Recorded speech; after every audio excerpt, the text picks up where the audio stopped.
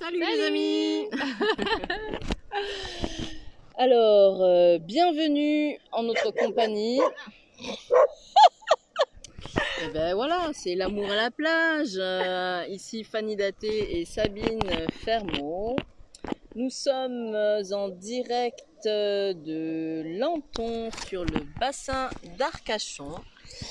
Alors n'hésitez pas à nous dire si vous nous entendez bien, si vous nous voyez bien. Voilà, donc de ton côté, Sabine, est-ce que c'est ok? Super, Pour merci moi, beaucoup. Tout va bien, oui. Donc notre 3e édition de l'amour à la plage, c'est notre émission mensuelle avec Sabine qui est love thérapeute. C'est ça.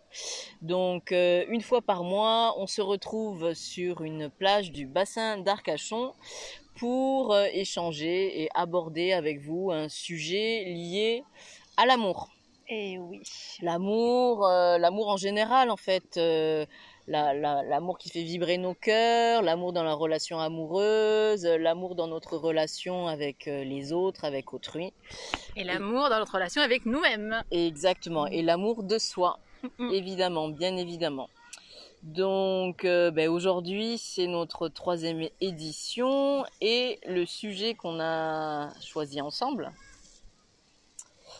porte sur l'amour vs la codépendance. Voilà. Parce que c'est vrai que tout le monde ne fait pas forcément la différence et parfois on confond les deux. Donc on s'est dit avec Fanny que c'était intéressant d'aborder ce thème aujourd'hui. Voilà. D'ailleurs, Fanny qui a eu l'idée première, parce que c'est le concept de notre émission, c'est quand même que Fanny s'inspire un petit peu de tout ce qu'elle voit que je raconte là sur les réseaux, Exactement. sur YouTube ou sur mes petits TikTok là. Et puis elle me lance un thème et en général je dis oui parce que c'est toujours très pertinent et moi ça me plaît. Donc voilà. On fait comme ça. Et puis effectivement on essaie d'avoir quand même un fil conducteur entre les différents sujets qu'on a pu aborder précédemment, puisque le premier sujet c'était sur C'était briser le mythe du prince charmant. C'est ça, on avait commencé très fort. Voilà, on a commencé par briser. Après la deuxième, Ça, c'était sur les blessures. Sur les blessures. Voilà, les blessures de chacun. Et puis là, du coup, on continue avec la codépendance, de faire la différence entre l'amour et la codépendance, puisque dans ce sujet de... toujours sur un peu le prince charmant, sur nos croyances en fait, nos croyances limitantes. Parfois, on a l'impression que ce qu'on peut vivre dans une relation, c'est de l'amour, alors qu'on est clairement sur de la codépendance. Voilà. Et pourquoi, à ton avis? Qu'est-ce qui fait que on se méprend en fait et on s'emballe dans des relations de codépendance plutôt que d'être dans un véritable amour de l'autre, amour de soi? Ouais. Moi, je pense que c'est clairement lié à nos conditionnements. Tu vois, à nos codes sociétaux, voilà, le fait de croire au mythe du prince charmant, le fait de croire à une relation amoureuse qui doit être forcément fusionnelle, passionnelle, romantique, alors qu'on est clairement là dans de la codépendance du coup. Voilà, et le truc aussi, moi ce que je constate énormément, c'est que la plupart des hommes et des femmes attendent de l'autre qu'il répare ce qui manque. Voilà. Donc j'ai besoin de ça, donc je vais trouver un homme ou une femme qui va combler ce manque. Et en fait, dès lors qu'on est dans cette dynamique-là de combler un manque, on est dans la codépendance. Voilà, c'est ça. Même s'il y a de l'amour, en fait, on n'est pas en train de vous dire que parce que là aujourd'hui vous êtes ou vous avez été dans une relation de codépendance, vous n'aviez pas d'amour, l'autre n'avait pas d'amour. Hein. On n'est pas en train de dire ça. Non, bien sûr. Voilà. L'amour, il y a plusieurs façons de le voir, il y a plusieurs étages aussi, et il n'y en a pas un qui vaut moins que l'autre ou quoi, et tout ce qu'on vit a son sens. Donc, le truc, c'est vraiment pas de négliger certaines relations et de dire, voilà, ça c'était de la merde, parce que non, mais parce qu'on a besoin de passer, je pense, par des relations de codépendance. Je sais pas toi, mais moi, je suis passée par des relations comme ça. Oui, je pense qu'on a besoin de passer par là pour ensuite souffrir un bon coup et puis finalement se renfermer sur nous-mêmes et essayer de voir ce qui se passe. Et c'est là qu'on va développer l'amour de soi et se rendre compte qu'on n'a pas besoin de l'autre en fait. Et que tant qu'on aura besoin de l'autre, on sera dans ces relations-là qui peuvent devenir extrêmement toxiques. C'est ça le problème. Hein. Bien sûr. Parce qu'à partir du moment où tu crois que tu as besoin de l'autre, tu imagines le pouvoir que tu lui donnes. Exactement, c'est ça. Mais déjà pour moi c'était intéressant de clarifier ce point-là, de se dire que la codépendance, elle se définit déjà par ça, par le fait de chercher à l'extérieur de soi quelque chose qu'on a besoin de remplir en nous. Voilà. On déjà, est dépendant de l'autre parce qu'on croit que ça dépend de lui alors que ça dépend de nous. Ouais, voilà. Donc déjà, c'est comme une illusion d'optique, quoi. Et effectivement, Ouais. qu'on va se sentir beaucoup mieux parce que dans les débuts d'une relation, on est euphorique, donc on se dit, ah mais oui, mais c'est ça la clé en fait. C'est juste que j'avais besoin de quelqu'un ou alors on n'est pas bien.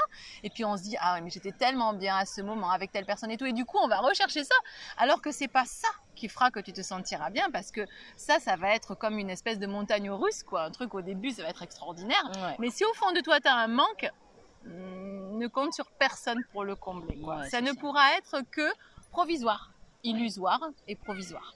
Oui, donc finalement, c'est quand même la continuité de notre émission précédente. C'est ça, sur les c'est pour ça que je te blessures. fais confiance, parce que c'est quand même extraordinaire, mais bien sûr. Ouais, c'est-à-dire que sur les blessures dont on a parlé la dernière fois, sur le fait que finalement l'autre peut nous accompagner, mais même dans le sens où il va activer ses blessures, mais il n'y a que nous-mêmes avec l'amour de soi qu'on peut guérir ses blessures. Et dans ces relations de codépendance, c'est aussi le principe de prendre conscience du fait que l'amour, on ne peut pas aller le puiser à l'extérieur, quoi.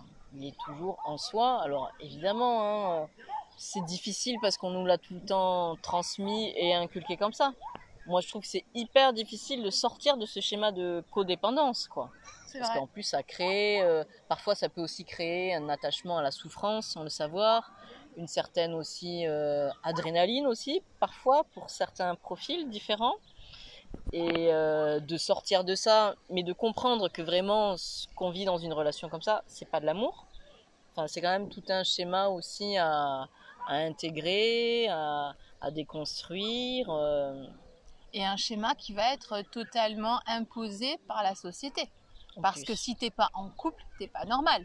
Si t'es heureuse et célibataire, il y a un truc qui va pas. Ouais. Tu vois, il y a un truc qui va. Je suis pas en train de dire qu'il y a un truc qui va pas. Je suis en train de dire que la société le voit comme ça.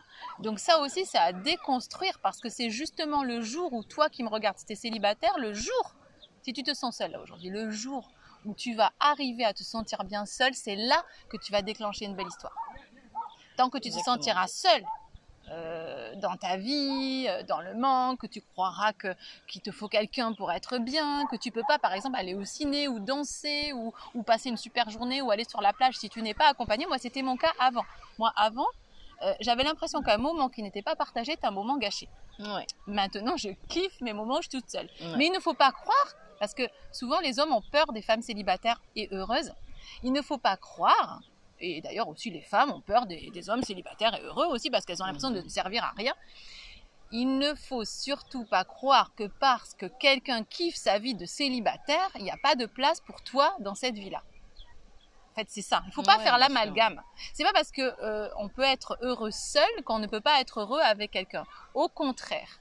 Plus tu vas réussir à être heureux ou heureuse seul, et plus tu vas apporter à l'autre, et plus aussi tu vas te rendre compte que l'autre est là pour comme la cerise sur le gâteau. Mais justement, tu vas savoir que ton bonheur dépend pas de lui. Donc du coup, ça va être beaucoup plus léger aussi pour la relation. Parce que t'imagines, moi c'est comme ça que j'étais avant. Quand tu rentres dans une relation en considérant que ton bonheur dépend de l'autre, la charge que tu lui mets. Bien sûr. Ouais. Et il joue le jeu souvent parce que comme des blessures se rencontrent, tant qu'on soigne pas nos blessures, on rencontre d'autres blessures qui les réactivent et on se réactive mutuellement. Ça c'est ce qu'on disait à la dernière émission, mais bon, malheureusement, voilà, j'ai obligé d'en reparler parce que c'est tellement un basique. Ouais. Et le truc c'est ça, c'est que l'autre va jouer le jeu parce que l'autre tu vas pas le déclencher par hasard. Donc il va jouer le jeu et il va te faire croire que si t'es pas avec lui, t'es malheureuse. Et du coup, si ça déconne dans la relation, c'est fini, c'est la souffrance, c'est fini. Et puis mais non, tout ça, c'est des conneries en fait. Ce qu'il faut, c'est que tu trouves ton bonheur à l'intérieur, c'est que tu arrives à kiffer des moments seuls et que tu développes un tel amour de toi que en fait, tu ne te donnes pas de valeur à la hauteur de ce que l'autre va te renvoyer. C'est-à-dire que c'est ça aussi la codépendance, c'est de se dire, comme l'autre m'aime, je suis aimable. Mais si même plus, je suis plus aimable, je suis plus digne d'amour. Ouais. Tu sais ce qui m'est arrivé, Fanny, l'autre jour? C'était très rigolo. Je me demande même si c'était pas hier ou avant-hier. J'étais au Moulois avec mes enfants, on se baladait du côté de la jetée. Et en fait, il y avait des personnes qui étaient assises à une terrasse, des mecs et des nanas. Et ils me regardent et le mec, il dit ah, ça fait peu de temps que j'ai appris que je méritais d'être aimée. Et il me dit, n'est-ce pas que je mérite d'être aimée? Il me regarde et il me dit ça. J'étais morte de rire. J'ai failli les envoyer sur mon site internet. J'étais morte de rire parce que sur mon site internet, la grosse phrase c'est nous sommes toutes et tous dignes d'être aimés. Ouais, mais t'avais peut-être reconnu. Ah mais c'est un truc de fou. Et du coup je lui dis, mais non seulement vous méritez d'être aimés, mais nous méritons tous d'être aimés. Puis là il y avait la fille qui était à table qui a dit oui, elle a raison, nous méritons tous d'être aimés. C'était un moment magique, c'était trop. Et j'avais mes enfants à côté qui étaient là, ils étaient morts de rire. C'était trop. Ouais, mais donc, ça voilà. c'est bien parce qu'effectivement c'est aussi changer de paradigme. Enfin, c'est des valeurs qui vont toutes ensemble, de se dire que effectivement on mérite d'être aimé, que cette source d'amour déjà elle part de soi-même et qu'on n'a pas besoin de l'autre pour nous sauver. Bon ben voilà, hein, de toute façon c'est vrai que nos émissions elles tournent autour de cette thématique. Obligé. Mais c'est vrai, c'est aussi pour ouvrir et élargir d'autres horizons, d'autres niveaux de conscience, quoi. Et ce qui est extraordinaire quand tu dis que cette source d'amour, elle vient de nous, tu as bien dit, la source, elle est intarissable. Parce que c'est ça aussi qu'on oublie. Ouais. C'est qu'on croit que l'amour, ça a une fin, mais l'amour, ça n'a pas de fin, quoi. Ouais, c'est intarissable. C'est infini. Voilà. Ouais, tout à fait. Donc en fait, toute ta vie, tu peux être heureux ou heureuse en amour et jusqu'à la fin de tes jours. Et l'amour, c'est l'abondance aussi. C'est-à-dire qu'il ne faut pas croire que parce que tu as connu, par exemple, le grand amour, enfin, moi, c'est ce que je crois. Je crois que ce n'est pas parce que tu as connu le grand amour que tu ne connaîtras pas à nouveau bien sûr. une relation extraordinaire. C'est pareil, le grand amour, est-ce que ce n'est pas non plus une notion définie encore par nos codes et voilà, ça veut dire quoi le grand amour? Peut-être que d'ailleurs ça existe, peut-être que ça n'existe pas. Enfin, chacun. Mais c'est toujours une histoire de comparaison en plus. Donc, moi, j'ai déjà... appris il y a longtemps, j'ai appris que le bonheur était dans l'absence, dans le refus de comparer, on va dire. Dans le refus de comparer. Donc déjà, quand je dis ça, le grand amour, c'est juste si tu as eu une relation extraordinaire et que du coup, maintenant, tu te dis, mais tout ce que tu vis, c'est plat. Mais en fait, il faut savoir que tu peux vivre quelque chose d'aussi extraordinaire ou d'encore plus extraordinaire. Voilà, c'était juste ça que je voulais dire. Parce que, en fait, l'amour est abondant. Et en plus, si tu rencontres une personne et que tu te rends compte que c'est pas le bon moment pour lui ou pour toi, ben, en fait, il faut te dire que c'est pas grave, ça veut dire que ça peut être plus tard, ça veut dire que ça peut être quelqu'un d'autre, mais en fait, ce qu'il faut savoir, c'est que l'amour est abondant. Je sais pas ce que tu en penses toi. Moi, je pense que l'amour est abondant de nature. Bah, déjà, en fait, quand on a accepté et intégré cette notion que la source d'amour, elle est intérieure en soi et qu'elle est infinie, bah, on n'est plus du coup tout le temps en train de chercher à l'extérieur quelque chose qui va combler, comme un drogué qui a besoin de sa cam, quoi. C'est ça. Tu vois, il y en a beaucoup qui sont comme ça, c'est un peu le principe, quoi, du coup. Et c'est ce qui fait, du coup, mais le changement vibratoire, déjà, en nous. C'est qu'on n'est plus câblé sur la même énergie. La codépendance, on est câblé sur cette énergie de manque, de peur de manquer, de peur de perdre, de ne pas s'accepter tel qu'on est. Sur l'autre énergie, quand on est câblé sur cette énergie d'abondance, d'amour de soi et d'infini, il peut plus rien nous manquer et on peut plus avoir peur, du coup. Enfin, c'est quand même, finalement, c'est pas si compliqué. C'est quand même deux énergies qui sont opposées, mais dont on a besoin l'une de l'autre, hein, pour savoir. C'est ça. Et la codépendance aussi, elle est basée sur ce qu'on fait, je pense, aussi beaucoup. Tu vois, parce que c'est parce que l'autre va faire l'effort d'être comme ci, ou toi il faut que tu fasses l'effort d'être comme ça pour mériter cet amour. Quand on est dans la codépendance, c'est un petit peu ça, tu vois. Alors que quand on est dans l'amour tout court, c'est juste qui on est en fait. Je pense que la différence, elle est quand même là aussi. En codépendance aussi, il y a plus je trouve, la notion de quantité que la notion de qualité. Par exemple, quelqu'un qui est codépendant, il va vouloir que son chéri, sa chérie soit là tout le temps. Tu vois, même s'ils s'emmerdent, même s'ils se crêpent le chignon, même s'ils sont ensemble, ils sont là. Tu comprends, il est là, il est à côté de moi. Et puis aussi, il y a aussi le truc de les personnes qui ont peur d'être trahies. Bon, il est à côté de moi, quoi. On sait jamais, parce que comme notre relation, elle va pas trop bien, je préfère qu'il soit là, on sait jamais, au cas où il irait voir quelqu'un d'autre. Donc tout ça, c'est tu m'appartiens. Et ça, effectivement, c'est une forme d'amour, parce que moi, je veux pas dire qu'il y a l'amour et le reste. Tout ça, c'est des formes d'amour. On a le droit de le vivre à sa manière, suivant la période qu'on traverse, tu vois. Mais c'est une forme d'amour qui devient vite toxique, quoi. Ouais, bah C'est ça. On Parce passe que quand même tu sur m'appartiens. on passe quand même sur une forme d'amour conditionnel aussi. C'est ça, Si conditionnel. tu es là, je vais bien. Mm. Si tu es là, Et si tu fais ça. j'existe. Donc c'est Mm, mm, pas. mm, mm. C'est ça. Là, effectivement, on est déjà sur de la codépendance, quoi. Hein. Ouais, C'est c'est ça. remplir par le biais de quelque chose d'extérieur un vide en soi, quoi. Voilà. Mais on est souvent dans la codépendance, Ouais, c'est justement. ça, c'est ça. Moi, je pense qu'il faut rester très vigilant, mais surtout, je crois que la première chose à faire, c'est de remplir le vide. Oui, Parce que la nature a horreur du vide.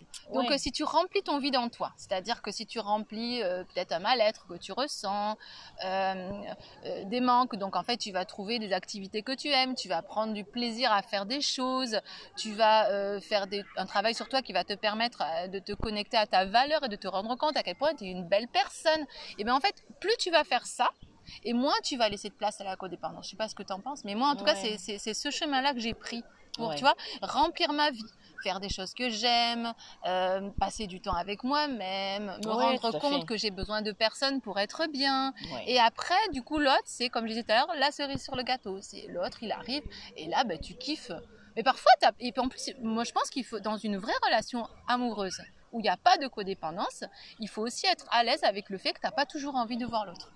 Bien sûr. Parce que je pense que l'amour, c'est aussi ne pas toujours vouloir voir l'autre. Ouais, tout Parce à que, fait. parce que l'amour, c'est d'abord, ça commence par soi. Donc c'est comment est-ce que je peux te donner la meilleure des énergies? Parce que moi aussi, il y a quelque chose que j'ai remarqué qui me dérange beaucoup, c'est qu'il y a beaucoup de personnes qui entrent dans les relations en se demandant ce qu'ils vont prendre. Tu sais, mais c'est pas forcément conscient, hein. Mais tu sais, ils sont en manque. Donc ils ont besoin de prendre. Alors ils voient une personne, ils disent elle est pleine de joie de vivre, elle si elle est là. Donc mais ils se disent pas je vais lui faire du mal, hein. Ils disent je vais lui faire du bien, mais en même temps ils se demandent ce qu'ils vont prendre. Et moi je pense que ça c'est la mauvaise façon de rentrer dans une relation. Ouais, bien sûr. Tu vois, la bonne façon de rentrer dans une relation, je pense, c'est de te demander comment tu peux toi te donner un maximum pour après rayonner quelque chose de beau et donner à l'autre sans t'en rendre compte.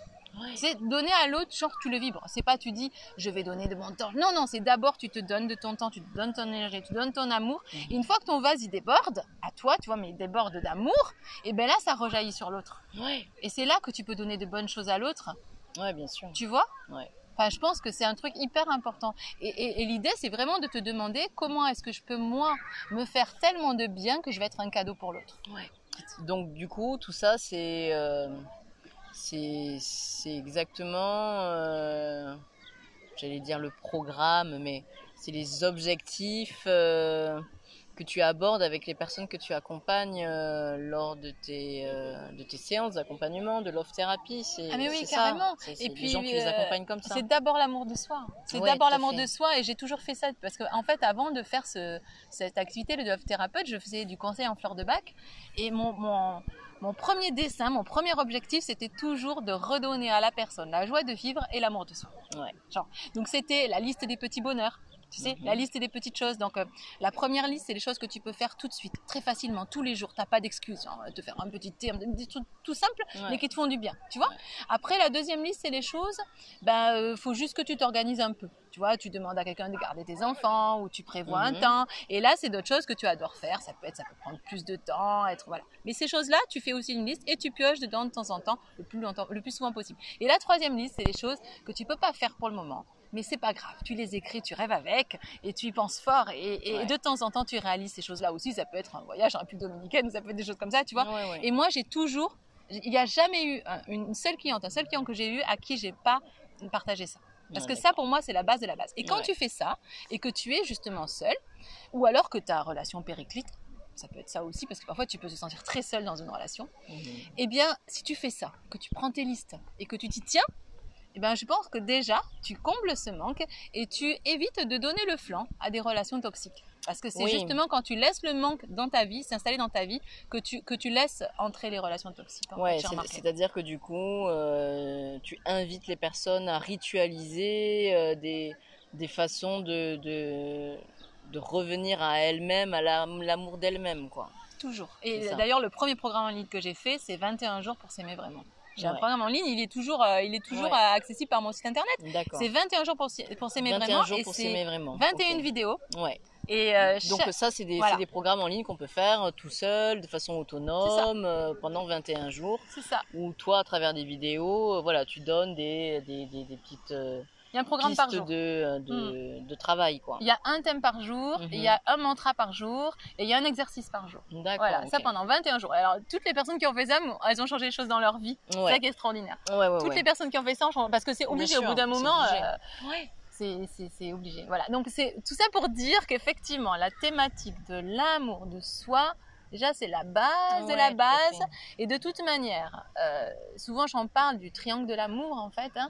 Mais si tu veux recevoir un amour de qualité, il faut que toi-même, tu te donnes un amour de qualité, c'est le socle. Et que toi, tu envoies un amour de qualité. Et en fait, s'il manque un de ces 3 pans, ça ne fonctionne pas. C'est juste le triangle. Moi, j'appelle ça le triangle de l'amour. Donc, le socle, c'est l'amour de soi. C'est je m'aime, je me donne un amour de qualité. Et je donne un amour de qualité, je reçois un amour de qualité.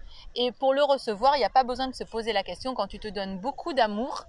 Quand tu te donnes beaucoup d'amour, je dirais même, tu n'as même pas besoin d'en donner à l'autre. C'est-à-dire, quand tu as juste le socle, que tu te donnes beaucoup d'amour, tu attires l'amour.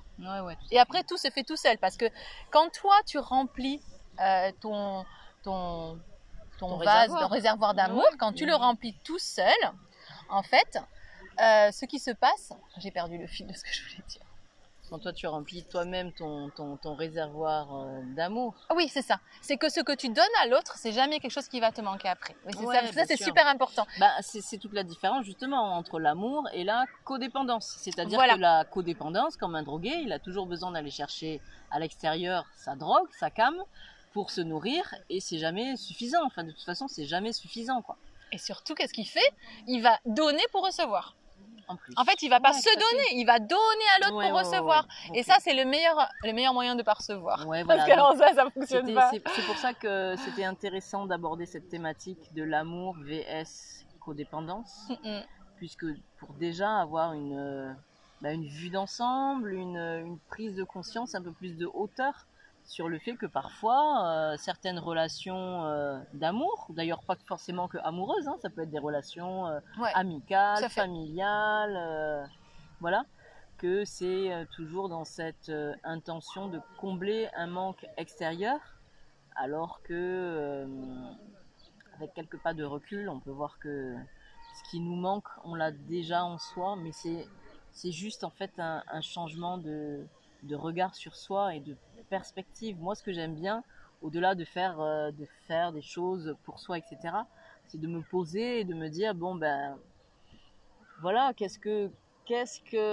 sur quel bouton j'ai appuyé pour aller chercher à l'extérieur quelque chose que j'ai forcément en moi, mais que j'arrive pas à combler moi-même. Alors c'est de se poser et de se dire à quoi ça fait appel en moi, à quelle histoire j'ai vécu, à quelle construction d'enfance j'ai vécu, à quelle blessure.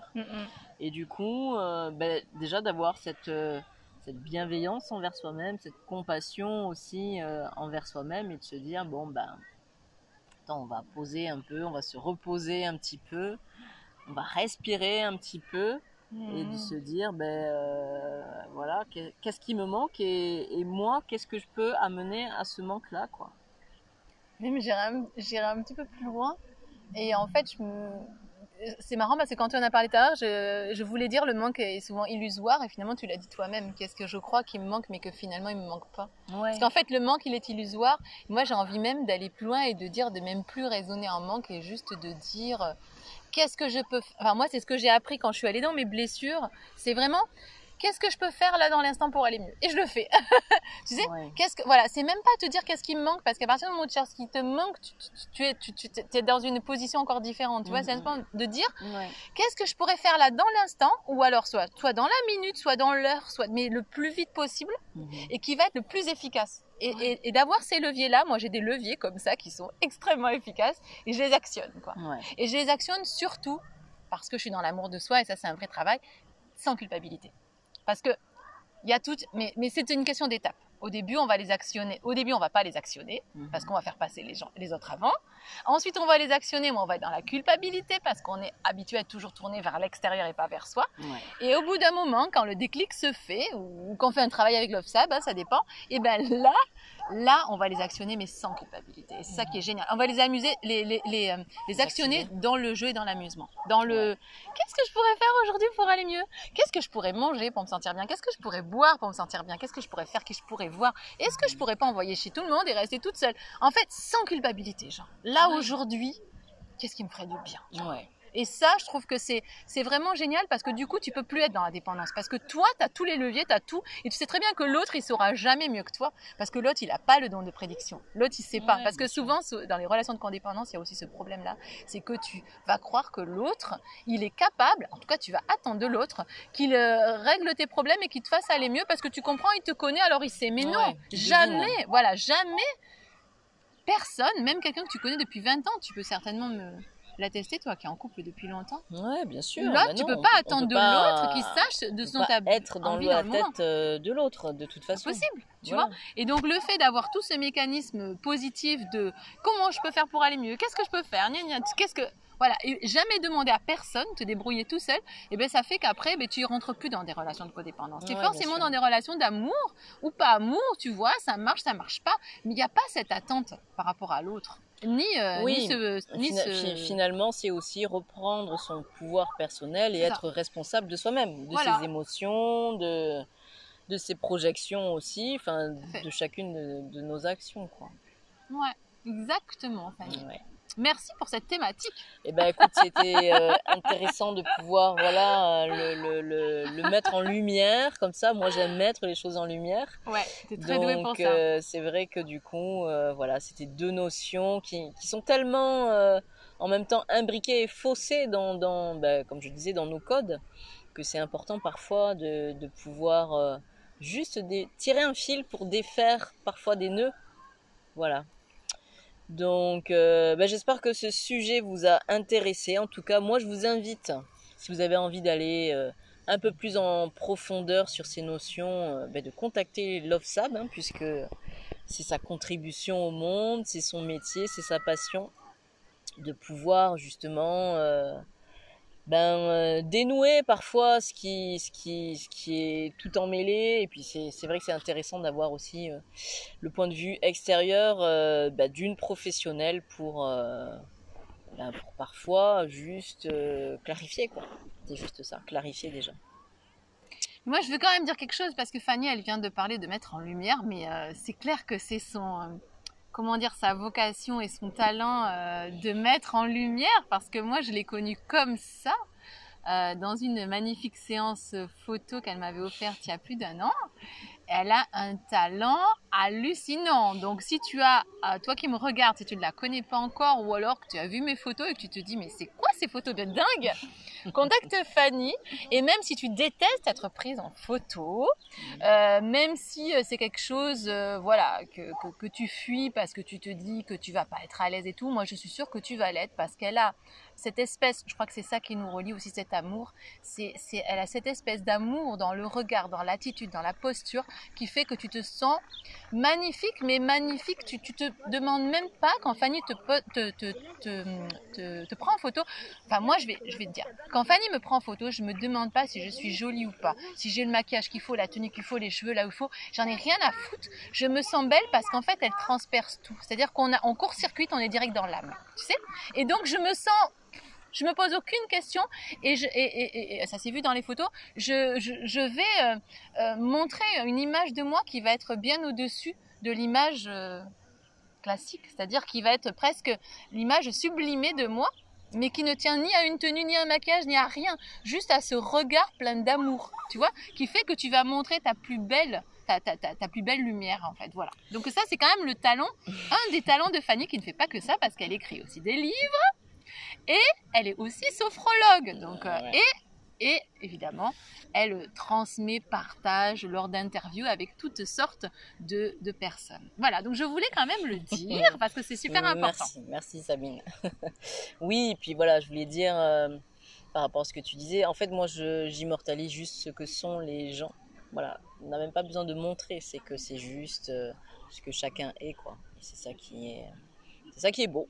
C'est magnifique. Franchement, c'est magnifique. Voilà, merci beaucoup Sabine. Merci à toi. Nous, on vous souhaite une bonne soirée. On va peut-être vous montrer, le soleil, il n'est pas encore tout à fait couché. Ah oui. On leur montre un petit peu. On leur montre un peu. Je sais pas comment je vais faire, mais je vais les montrer. Ouais. Attends. On a chacune un téléphone, on va voir. Alors.